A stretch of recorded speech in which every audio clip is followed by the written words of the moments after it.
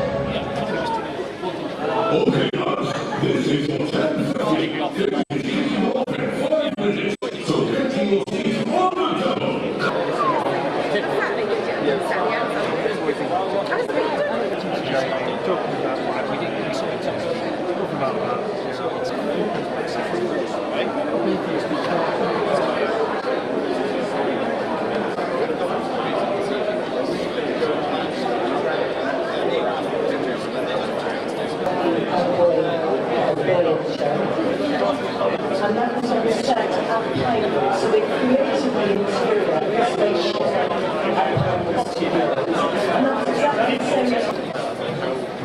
There is actually a lot of similarities, otherwise there's still that population.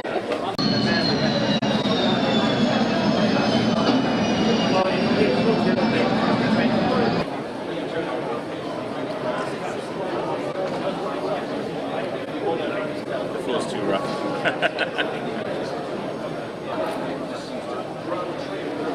Get better.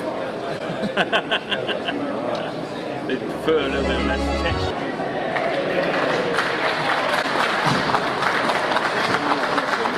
And we've let you down there, but everything else will be fantastic, I assure you. If we run out of seats down here, which looks like it might be, and it's amazing creations, but also he was a great dad too. And so this is about celebrating not only his creations and the wonderful legacy he's left behind, but also his life and all the achievements that go beyond the field of entertainment.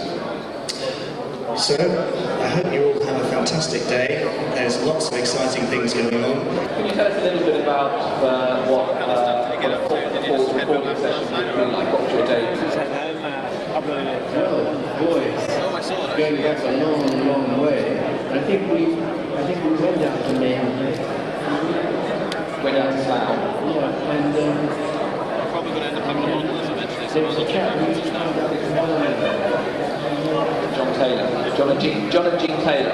yeah, John has been Taylor, and you know they had this simple recording equipment, and it was only a quarter of an hour series, so it didn't take too long. But I remember the scripts were delightful and charming, and the music was very nice as well. Yeah, I think we probably did several scripts in a day. My memory serves me right. What was it like working with Nicholas Parsons?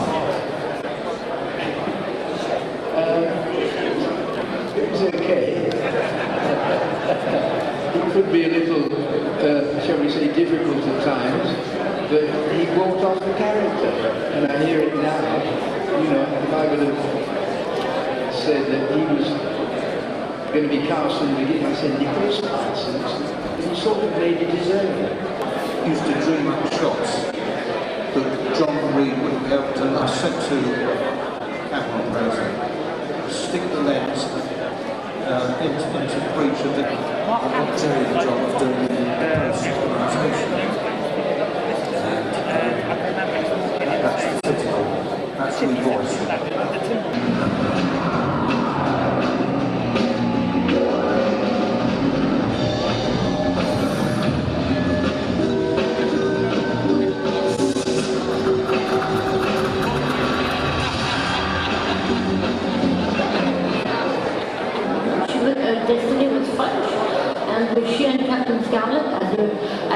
something going between them, you know? Oh, yeah, quite sure it will be. That has made me go all funny. No, seriously, Destiny Angel was one of my first interests as a young man, and so I'd like to thank you publicly for helping. Thank you very much. Now, interestingly enough, when you were doing the voices for the characters, how far were you able to go in terms of expressing emotion with just? It's always a difficult thing to do with just your voice. Well, not very far, because I do remember one occasion, I've told the story to many times, so if you've heard it before, you can just turn away now. But I remember one particular moment when Captain Scarlet was in great danger, and Destiny was up there saying, no, Captain Scarlet, please, you are in great danger. No, please, Captain Scarlet, do not do that, please. And the guy who was directing it, Reg, put his finger on the button and said, no, sorry Liz, love, no, puppets can't cry. So I thought, well, you know, so I had to do the voice instead. But I was ready to still puppeteer for Captain Scarlet. That's why we always thought that they had something going. I certainly thought that. So puppets can't cry, but they can bleed, and that was one of the things that I kind of noticed about Captain Scarlet, was it was very violent. There was a lot of dying on screen, a lot of bleeding puppets. Was that something which concerned you, because it was far more violent than Thunderbirds? Yes, it was. It was. We didn't perceive it as violent, you know, when we were recording. We didn't hold. We didn't do it in the picture. So we didn't see exactly what we were recording in the script. Somehow it doesn't become so physically apparent when you're reading the script, as it does when you see it all put together on the screen. The interesting thing about Scarlet shows was that women were given a role. They weren't siphoned. And that, I think, is a very important thing, because one tends to think of Scarlet as being a man's game, a boy's game, whatever, you know. But women were Destiny, Rhapsody, and Harmony, and Melody, and I can't remember all of them. They all had roles to play. Not very important. I think if we were looking at today, 2015, we'd probably have to say that the women had a more important role today than they did then. But even so, it was quite an avant-garde thing to do, to give women the role, the fine roles. I mean, Destiny was in charge, wasn't she? She was the chief angel.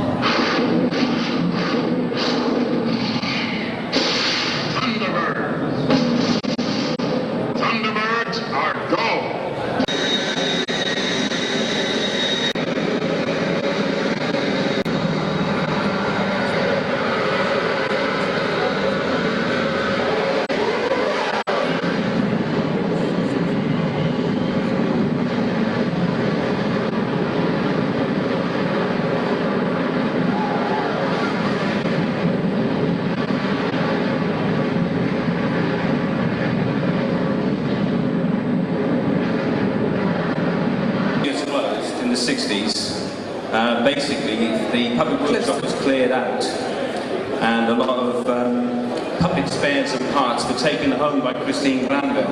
And then we met up on Terrorhawks, and over a period of years we reconstructed a lot of Thunderbird's puppets, and basically this is what the collection here is. What was great was that one of the first ones we built was Scott. It's Christine's favourite puppet, as it was based on Sean Connery in the 1960s. And this was the puppet that stayed with her till she died. And basically, he's a really, really well-constructed puppet because she constantly adjusts him to work really well. And he really demonstrates the best of the Thunderbird-style puppets. Do the string. Gets most of its motion from the head itself, which gives it a real great subtlety. And basically, the only other strings you've got are the hand strings and the leg strings, and they used to occasionally add a back string here, which allowed the puppet to bend down. Christian used to call that the bowing string. So there we go. That's how it would work. Excellent, it's very good. Good waving, very good. And now we're going to get a bit more advanced. Okay, you ready for a little go at walking? So you used to swap the bars. Swap the bars around, here we go. And remember everybody that this was done, this is quite simple because they're quite short strings. Mary Turner and Christine Glanville. 1, 2, and a little bit of a bounce, a little bit of bounce. That's giving a little bit of motion there. There we go. Excellent, very good. Give a round of applause everybody, it's fantastic. Excellent. Have finger stools positioned in the bottom drawer, and they're not there, so it's quite difficult to move the mouth. But we'll try it one more time. Okay, here we go. Good news, devoted ones. At last we shall discover the despicable lair of the stinking terrorhawks. So there we go, that's the basic mode of operation. Puppet with radio-controlled facial features. His body is supported in the back or right up between his legs, depending on what sort of camera shot is needed. He has additional rods in his elbows and feet and into his head. The wrists can be operated through wires running down the rods to here.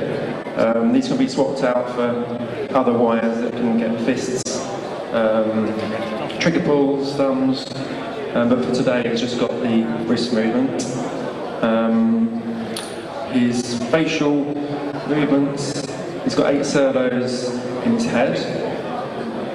He's got one for the...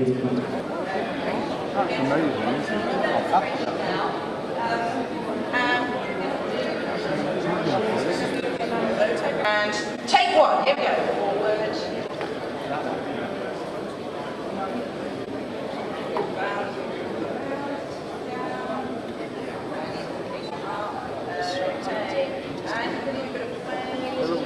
Forward. Welcome to Andercon. It's a pleasure to meet you all. Was that it was made at the time when people weren't talking that. Now tell us, what was it like? Could you tell us?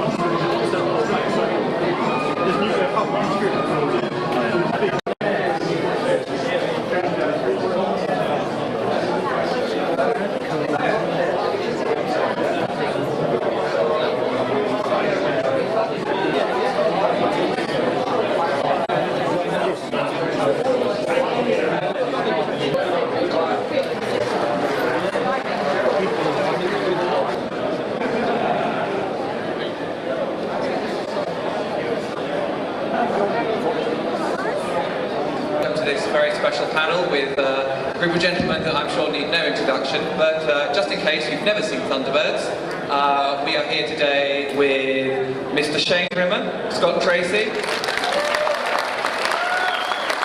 Brain fracture or something. He was listening to the BBC and there was a program called Compact. I don't know if any of you remember it.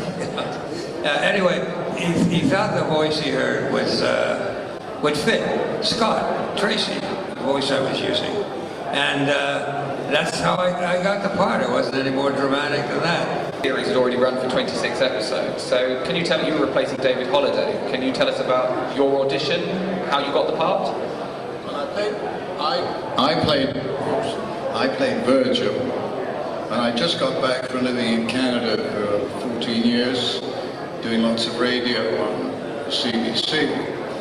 And the guy playing Virgil was actually American, and he decided to go home. So I only did the last 6 episodes of Virgil when he went away, and they needed to find someone quickly. And here's this mid-Atlantic creature, you know, and so I got cast in it. The association with Gerry was already quite long. So take us back to 1957 when you first met Gerry. Well, I first met Gerry on a rather naff television film series called Martin Kane, in which I was playing some kind of villain running all over the lot at Elstree. And Gerry happened to be directing. I'd never met him before. And he said, "You know, David, this is a pretty cramped script, so I want you to run very fast, all over the lot." So I said, "Okay." And during the break in filming, we just got talking, and he told me that he was hoping to get into children's programs, puppet shows, etc. So I perked up at this and I said, "Well, I'm not bad at voices and accents." And true to his word, he took my number, and about 6 months later, he asked me to be in Four Feather Falls, which was my first series. And then it followed Supercar, Fireball, Stingray, and then the big one. This episode is Ray Barrett who provides your one line of dialogue. It's a bit different, actually. Lou Gray came to me. I was in my dressing room at the Savoy Theatre at the time when I was doing a show there. And he said to me, "Man, we're having terrible trouble with the show called Thunderbirds. There's no life in it. There's no excitement." He said, "We need somebody part of the show that can show talent and versatility." Don't believe And I said, "But don't you have David Graham?" And he said, "Well, that's what I mean." Thank you, man. Thank you, man. Do you not believe this? No. Okay. No. I was in a show at the Savoy Theatre, and my friend David Holliday had already been cast as Virgil, and they were stuck for an Alan, and he suggested me, and they contacted me, and I made an appointment to go see Sylvia. And I arrived there. We've heard this story before. It's so boring. Anyway, I arrived there, and she said she's waiting for you. So I knocked on the door, opened the door. She said, "Don't speak." And on her desk was this puppet of Alan. So she said, "Oh my God." She said, "If you were blonde and blue-eyed," she said, "this could have been made for you. You've got the cleft in the chin. You've got this sort of cheekbones, and well," she said, "now you can speak." So I said, hello Sylvia, hello. And she said, "Oh my God, that's the voice," and that's how I got the job. Perfect sync, as we say in the business. And that's how we did it. We rehearsed it, probably read through, and then acted it. We were pretty secure in our various parts by that time, so it wasn't too difficult. To Jeremy, Shane and Mac, when you were cast in Thunderbirds, were you familiar with the Andersons' early work? Stingray, Fireball XL5, had you seen any of those? The which? Stingray, Fireball XL5? I didn't even know who Gerry Anderson was. I mean, let alone what he did. Getting back to our first studio was in Slough, wasn't it? Yeah. Trading estate. That's right. And they could only build a building there because of a one-story limitation. So doors were open all over the place. God knows what went on that what the microphone picked up.